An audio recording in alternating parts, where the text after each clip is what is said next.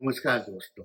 अभी आप में से किसी मित्र ने एक सवाल किया है कि हाउ टू फाइल एफआईआरसी। चलो आज इसके ऊपर अपन बात करते हैं, चर्चा करते हैं।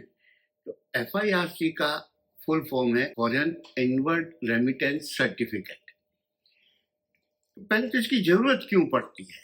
अक्सर, हालांकि मैंने पिछले अपने वीडियोस के अंदर ये सजेस्ट किया था, ये सलाह दी थी कि अपना सीएचए, अपना सीए और अपना बैंकर, ये आप लोगों के बिजनेस पार्टनर की तरह है। किसी छोटी मोटी बात पे इनको बदलना नहीं चाहिए।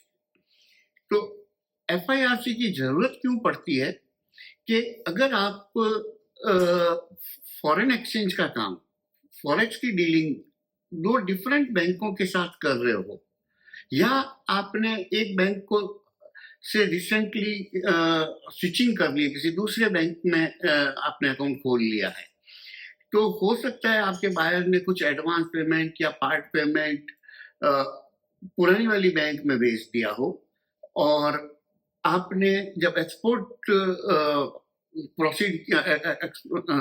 किया तब वो आपने उसके डॉक्यूमेंट्स सेकंड बैंक में लॉन्च कर दिए हो।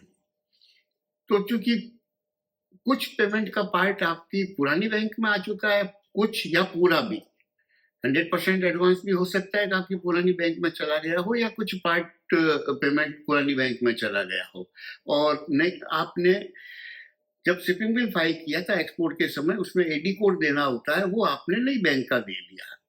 तो अब चूंकि पेमेंट पुरानी बैंक में आ चुका है, तो वहां से आपको एक डॉक्यूमेंट ऑब्टेन करना होता है, it's known as FIRC, foreign inward remittance certificate, ताकि दूसरी बैंकर को ये कंफर्मिटी हो सके कि ये पेमेंट फॉरेक्स में किसी और बैंकर के पास में आ चुका है।